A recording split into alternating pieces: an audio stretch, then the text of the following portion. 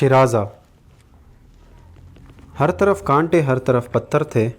اب خارا سوچا کرتا تھا کہ کیا ان پتھروں اور کانٹوں سے رہائی ممکن ہے کہ نہیں، کیا اس زخم کا جو اس کے دل میں ہے کوئی علاج ہے کہ نہیں۔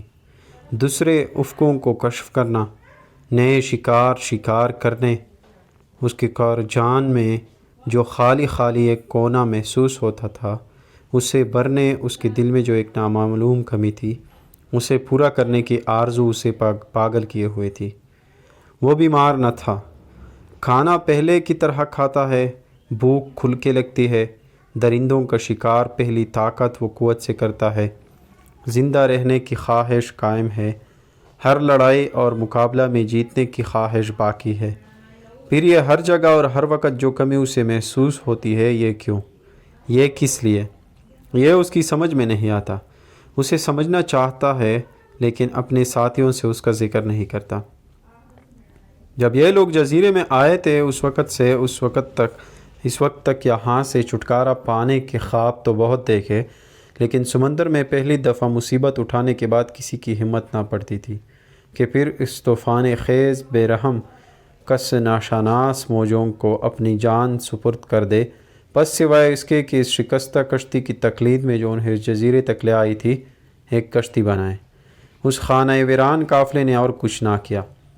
ہاں، کبھی کبھی ساحل کے قریب خارا کو لے کر ایک کشتی چلا کر مچھلیاں پکڑ لایا کرتے تھے۔ ایک رات جب کہ چاندنی کھلی ہوئی تھی اور جزیرے میں خاموش تاری تھی، خارا آلات حرب اور بہت سا خورد و نوش کا سامان لے کر جزیرے خارستان کو خدا حافظ کہہ کر کشتی میں بیٹھ کر سمندر سے مقابلے کے لیے چپکے سے نکل پڑا ہوا اور اپنے دل میں کہنے لگا، موت آخر کیوں، کس لیے، کوئی وجہ نہیں، ہر چھ بعد آباد اس یکساں زندگی سے نجات تو ملے گی۔ یہ کہہ کہ کبھی کشتی کھیتا کبھی چھوڑ دیتا کہ کشتی اپنے آپ چلے، پھوٹتے ہی اس کی آنکھوں کو جو رات کی بے خوابی سے بےتاب اور مخمور تھی بہت دور ایک نقطہ سا نظر آیا، اور خارا نے یہ امید کر کے کہ شاید یہ وہی عرض موت ہے جس کے لیے اس کا دل بے جان و بےتاب ہے، خوشی کشتی اس کی طرف لے جانا شروع کیا، اور شام تک اپنی پوری کوشش سے اس میں صرف کرتا رہا۔ وہ اس قدر محو تھا کہ اسے نامعلوم ہوا کہ تکن کیا چیز ہے، نیند کیا شے ہے، بلکہ اپنے آپ اس کی طبیعت نے ایک گانا بنایا جسے وہ شوق سے گاتا رہا۔ سنتا ہوں نگری نیکی ہے اور سندر ہے سنسار، ناؤ تو چلیو پار، نیا تو لگیو پار۔ رات آدھی گزر چکی ہوگی کہ یک ایک بلبل کی نرم و نازک و شریع آواز جسے عمر بھر اس نے کبھی نہ سنا تھا اس کے کانوں میں آئی۔ اس آواز کے نشے سے مست ہو کر اس نے کشتی چلانی بند کر دی اور بے حس و حرکت بیٹھ کر اسے سننا شروع کیا۔ زمرد ٹیلوں سے بوئے گل اور نوائے بلبل نسیم کے جھونکوں کے ساتھ ساحل تک آ رہی تھی اور مستی اور خوشی پھیلا رہی تھی۔ اگرچہ چاندنی رات تھی لیکن آسمان پر بادل ہونے کی وجہ سے چاروں طرف کی چیزیں صاف نظر نہ آتی تھی۔ خارا اس خفیف تاریکی میں اس غیر معمولی حالت، اس راحت روح و نغمہ و خوشبو کو بچوں کی طرح ہمک کے لینا چاہتا تھا، لیکن ان سب سے مست ہو کر آنکھیں اور ہونٹ کھولے، سر پیچھے کو ڈالے کشتی میں پڑا تھا۔ اب اس کے کان جو درندے حیوانوں کے پرہول آوازوں سے آشنا تھے اب بلبل کا ترانہ سن رہے تھے۔ اس کا جسم جو کانٹوں اور پتھروں سے چھدا اور چھلا کرتا تھا، پھولوں کی خوشبوئیں اس کے جسم کو آ کر لپٹ رہی تھی اور اس پر ایک پرلطف اور اشتیاق انگیز سستی طاری ہو رہی تھی۔ خارا اس قدر دلشاد تھا اور ایسا لطف اٹھا رہا تھا کہ اس خوف سے کہ اس میں خلل نہ پڑ جائے کشتی میں ذرا نہ ہلتا تھا۔ جس وقت صبح ہوئی اور گلگونا آفتاب اپنے مطلع احتشام سے نکل کر آہستہ اوپر کو بڑھا، اس وقت درختوں کے سبز پتے اور رنگ برنگ کے پھول چمک اٹھے اور پتوں پر قطرات شبنم موتی بن گئے۔ خارا اس سے بے خبر کہ کہاں آیا ہوں اور اس سے غافل کہ کیا دیکھ رہا ہوں، متحیر نظریں چاروں طرف ڈال رہا تھا۔ اتنے میں درختوں کے پیچھے سے ایک گردباد اٹھتی اور کہکہا اور زمزمہ کے ساتھ خارا کی طرف بڑھتی نظر آئی۔ نوجوان خارا جو اب تک نہیں جانتا تھا کہ ڈر کیا چیز ہے، اس وقت ایک خلجان اور گھبراہٹ سے کانپنے لگا اور ہر احتمال کے مقابلے کے لیے تیاری کرنے لگا۔ یہ سرسر رنگ و صحاب آہستہ آہستہ خارا جہاں کھڑا تھا اس سے کچھ فاصلے پر سمندر کے کنارے آ کر رک گئی، اور جب خاک چھٹتی تو اس میں سے ایک جسم منور ظاہر ہوا۔ خارا پہلی نظر میں نہ سمجھ سکا کہ آیا آفتاب زمین پر اتر آیا ہے یا میں آسمان پر ہوں۔ یہ سوچے بغیر کہ کیا کرنا چاہیے وہ اپنی کشتی سے نکلا، اور حسب معمول اسی ہاؤ کے ساتھ اس نے اس پر حملہ کیا کہ یکایک ایک تیر نے سامنے سے آ کر خارا کو زخمی کر دیا۔ نسرین نوش اپنا دل بہلانے کے لیے اکثر اپنی ماں سے اجازت لے کر شکار کو نکلا کرتی تھی۔ اس صبح کو اپنی سہیلیاں پیچھے چھوڑ کر وہ بہت آگے نکل گئی اور آخر کر ساحل تک شکار اور غسل کے لیے آئی تھی۔ خارا جیسے مجہول اور غیر معمول شکار کو دیکھ کر اس نے فوراً اس پر تیر چھوڑا تھا جس سے یہ شکار زخمی ہوا، لیکن نسرین نوش نے دیکھا کہ زخم کھا کر وہ اس کی طرف جھپٹا، اور اس سے قبل اس کے کہ دوسرا تیر چھوڑے اس نے اپنی تیر شکار کی آغوش میں پایا، اور شکار کرنے والے کی نظریں ایک آتش ریز حرارت کے ساتھ ایک دوسرے سے ملی۔ نسرین نوش سمجھتی تھی کہ خارا کوئی نیا شکار ہے، خارا سمجھتا تھا نسرین نوش کو شکار کرنے والی چڑیا ہے، مگر نامعلوم کیا بات تھی اور کیا سبب تھا ان کی سمجھ میں نہ آتا تھا کہ ان کی نظروں میں ایک دوسرے کے لیے کشش تھی، دونوں کے دلوں میں گھبراہٹ تھی۔ جانے کیسے خارا کی فریاد سے نسرین نوش اور نسرین نوش کی پرخلجان مسکراہٹ سے خارا نے سمجھ لیا کہ ہم جنس ہیں۔ نسرین نوش کا نرم ریشمی لباس باراسنگی کی کھال کے کپڑوں میں جسے خارا پہنے ہوئے تھا پھنس گیا۔ دونوں نے اسے چھٹانا چاہا، مگر دیکھتے کیا ہے کہ ایک کا ہاتھ دوسرے کے ہاتھ میں ہے اور دوسرے کا ہاتھ محبت سے دبا رہا ہے۔ خارا نے اپنے اوپر جو نگاہ ڈالی تو دیکھا کہ تیر کے زخم سے خون نکل رہا ہے، کچھ اس تردد سے کہ کچھ نامعلوم کیوں۔ خارا نے اپنے کل ہتھیار زمین پر ڈال دیے۔ نسرین نوش کے ہاتھ سے بھی حیرت کی وجہ سے تیر گر پڑے۔ اب ان دونوں میں اپنے آپ ایک بے تکلف، بے مراسم مگر اسرارانگیز آمیزش نہانی پیدا ہو گئی۔ نسرین نوش اس سے پوچھ رہی تھی تو کیا ہے، کہاں سے تو کیا ہے، کہاں سے آیا ہے؟ اور خارا اشاروں سے سمجھا رہا تھا، دور سے آیا ہوں، کانٹوں سے پتھروں سے آ رہا ہوں۔ ہاتھوں کے ملنے سے نوجوان خارا کے جسم میں ایک عجیب برقی حرارت سرایت کر گئی تھی جس کی وجہ سے وہ کانپ رہا تھا۔ ادھر خون نکلنے کی وجہ سے اس کے چہرے کا رنگ اڑا جا رہا تھا۔ نسرین نوش نے آہستہ آہستہ تیر خارا کے پہلو سے نکالا، خون کو اپنے کپڑے سے پھونچا اور زخم دھویا، پھر جا کے قریب سے چند پتے لا کے زخم پر باندھے۔ انہیں باندھتے وقت نسرین نوش جو خارا پر جھکی تو ایک مرتبہ پھر ان دونوں کی ان دونوں کی روحیں ایک مبہم شوق کے ساتھ ایک دوسرے سے ملی، اور اس دفعہ دونوں کی آنکھوں میں سے ایک جان فروز چمک، ایک دلسوز چنگاری نکلی۔ موجے ساحل کی طرف کیسے آتی ہے، آفتاب کائنات پر کس طرح روشنی ڈالتا ہے، شہد کی مکھی کس طرح پھولوں کی طرف جاتی ہے، بس بالکل اسی طرح ان دو بیگانہ روح اشنا کے ہونٹ ایک قدرتی کشش، ایک فطری شوق کے ساتھ ایک دوسرے سے ملے۔ یہ جزیرہ گو بے انتہا خوبصورت تھا، لیکن ایسا معلوم ہوتا تھا کہ ایک گراں خواب میں سو رہا ہے اور ہمیشہ سے کسی چیز کا انتظار کر رہا ہے۔ ان دونوں کا ایک دوسرے کا بوسہ لینا تھا کہ جزیرے کے پرندے چہچہا کر اڑنے لگے۔ تمام کلیاں ایک دم کھل گئی، ایک گردباد آہنگ و رنگ، ایک زمزمہ جوش و خروش نے کل جزیرے کو گھیر لیا۔ اس وقت دونوں خارا و نسرین نوش مدہوش اور بے خبر پڑے ہوئے تھے۔ خارا کو ایک ایسی خوشی حاصل ہو رہی تھی جو اس نے تمام عمر میں اب تک محسوس نہیں کی تھی، اور اس نشے کی لذت سے اس کی آنکھوں کی پتلیاں پھیل رہی تھی، آغوش کھلی ہوئی تھی، سینہ سانس کی وجہ سے ابھر رہا تھا، اور دل ایک ننھی چڑیا کی اڑان کی طرح پڑپڑا رہا تھا۔ پہلے نسرین نوش ہوش میں آئی تو دیکھا کہ اس کے ہونٹوں پر جہاں خارا نے بوسہ لیا تھا ایک پھول کھلا ہوا تھا۔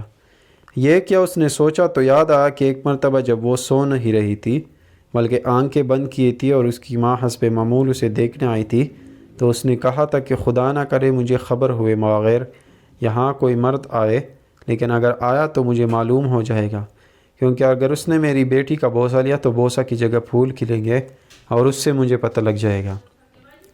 ماں کی یہ تقریر جب نسرین نوش کو یاد آئی تو وہ گھبرائی۔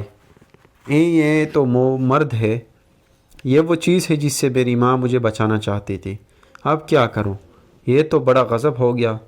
بڑی برائی ہوئی مگر برائی کہتے وقت دل کہتا تھا اگر برائی ہے تو شیریں اور پرلطف برائی ہے۔ اب نسرین نوش ہزار طرح سے خارا کو سمجھانا چاہتی تھی کہ ماں آئے گی تو تجھ پر بہت خفا ہوگی، جا جہاں سایہ ہے وہاں بھاگ جا، لیکن خارا نہ سمجھتا تھا، نہ سمجھنے کی کوشش کرتا تھا۔ آخر عاجز ہو کر نسرین نوش رونے لگی اور آنسو اس کی سرخ رخساروں سے ڈلک کے زمین پر گرنے لگے۔ یہ آنسو گرتی ہی موم بتی بن جاتے تھے۔ خارا اس کے رونے سے بھی کچھ نہ سمجھا، لیکن بلکہ پہلی لذت کا جو اثر دماغ میں بسا ہوا تھا اس سے متاثر ہو کر پہلے جوش و اشتیاق کے ساتھ نسرین نوش کو آغوش میں لے کر ان رونے والی آنسوؤں سے تر آنکھوں کو چومنے لگا، اور جب نسرین نے اپنے ہاتھوں سے اسے اپنے پاس سے ہٹانا چاہا تو خارا نے ہاتھوں ہی کو پکڑ کے چومنا شروع کر دیا۔ نسرین نوش اس وحشی مگر فسوکار سودزدہ مرد کی آغوش میں سے چھٹکارا پانے کی کوشش کر رہی تھی کہ دور سے اس کی ماں آتی ہوئی دکھائی دی۔ وہ ماں جو مرد کو سب سے بڑی مصیبت خیال کرتی تھی، وہ ماں جو رات دن اسی دن میں رہتی تھی کہ مرد کا گزر اس جزیرے میں نہ ہو، اب مرد کے روبرو تھی۔ اس کشمکش میں اور نیز اپنی ماں کو آتا دیکھ کر نسرین نوش گھبراہٹ اور خوف کی وجہ سے بے ہوش ہو گئی۔ خارا نہیں جانتا تھا کہ بے ہوش ہونا کیا چیز ہے، اس لیے اس نے اس بے ہوشی کو ادائے تسلیمیت خیال کیا اور نسرین نوش کے پریشان اور بکھرے ہوئے بالوں سے لے کر پاؤں تک لگاتار بوسے لینے شروع کر دیے، اور سر سے پاؤں تک جہاں جہاں بوسے لیے تھے وہاں پھول کھل گئے تھے، یہاں تک کہ نسرین نوش کے جسم پر کوئی جگہ خالی باقی نہ تھی جہاں پھول نہ کھلے ہوں۔ نسرین نوش کی ماں کے خارا تک پہنچتے پہنچتے نسرین نوش ایک گلدستے لطیف بن گئی۔ بڑھیا اپنی بوئیں اٹھا کے خارا سے اس جزیرے میں آنے کا سبب پوچھتی تھی، مگر خارا نہ سمجھتا تھا، نہ سمجھنا چاہتا تھا، بس اپنے ہاتھوں میں گلدستے کو دکھاتا تھا اور اپنی آغوش میں لے کر بھیجتا تھا۔ بڑھیا نے خیال کیا کہ بہتر یہی ہے کہ اسے جزیرے سے نکال دوں، کیونکہ اس کا مقابلہ تو کر نہیں سکتی۔ یہ سوچ کر اس نے اپنی جریب سے اشارہ کیا، جا اس جزیرے سے نکل جا۔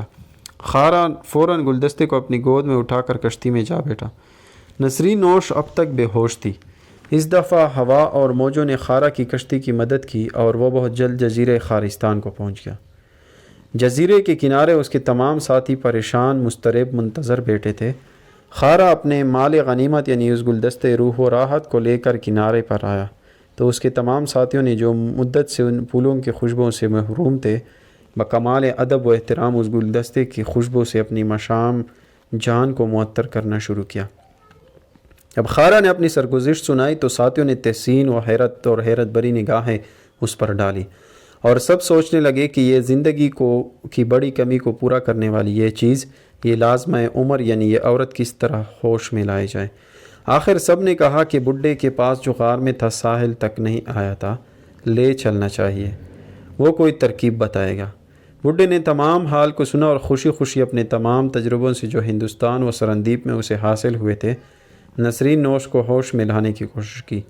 دوائیں دیں، منتر پڑے، پانی چھڑکا، یہاں تک کہ صبح ہوئی اور آفتاب عالمتاب دنیا کو حرارت اور زندگی دیتا ہوا نامودار ہوا، اور اس وقت نسرین نوش کے جسم کے پھول ایک ایک کر کے زمین پر گر پڑے اور یہ عورت اپنے تمام عورت پن، اپنی تمام نسوانیت، اپنی تمام شفقت، اپنی تمام شیریت کے ساتھ اٹھ کھڑی ہوئی۔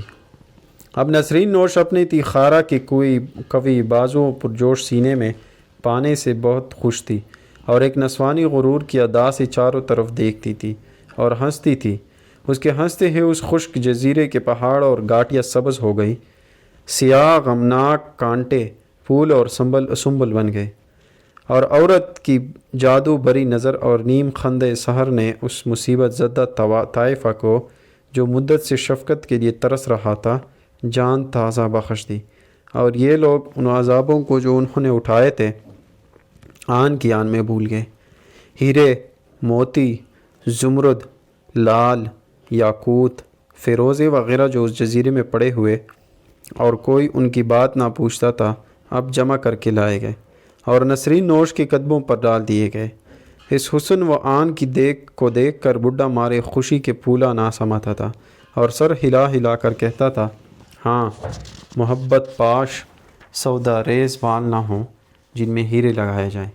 تو ہیروں کی کیا قدر ہو سکتی ہے، اور نازک انگلیاں نہ ہوں تو یاقوتوں سے، زمردوں سے، اور پیاری گوری گردنیں نہ ہوں تو موتیوں کے وجود سے کیا فائدہ۔ بڈھا مارے خوشی کے متوالا سا ہو گیا تھا، کچھ چپ ہو جاتا تھا لیکن ترنگ میں آ کر پھر کہنا شروع کرتا، عورت عورت عورت۔ ایک بیل ہے جو خشک درخت کے گرد لپٹ کر اسے تازگی، اسے زینت بخش دیتی ہے۔ وہ ایک دھونی ہے کہ محبت کی لپیٹ سے مرد کو گھیر لیتی ہے، بغیر عورت کے مرد سخت دل ہو جاتا ہے، کھل کھرا بن جاتا ہے۔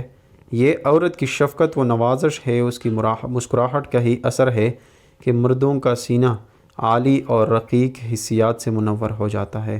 اب نسرین نوش کو ایک دست قوت مل گیا تھا جو اس کو آغوش میں لے، اور خارا کو ایک دست شفقت ہاتھ لگ گیا تھا جو مبارزہ حیات کی اذیتوں کو بھلا دے۔ بڈھا اس جوڑے کو دیکھ کر وہ فور مسرت سے چپ نہ رہ سکتا تھا، ناچنے لگتا، پھر کہتا، عورت میں حسن نہ ہوتا تو مرد میں جرت اور عالی حوصلگی نہ ہوتی، مرد میں عالی حوصلگی نہ ہوتی تو عورت کی خوبصورتی و دل بری رائے گا جاتی۔ الحمد لمن قدر خیرا و حبالا والشکر لمن سور حسنا و جمالا۔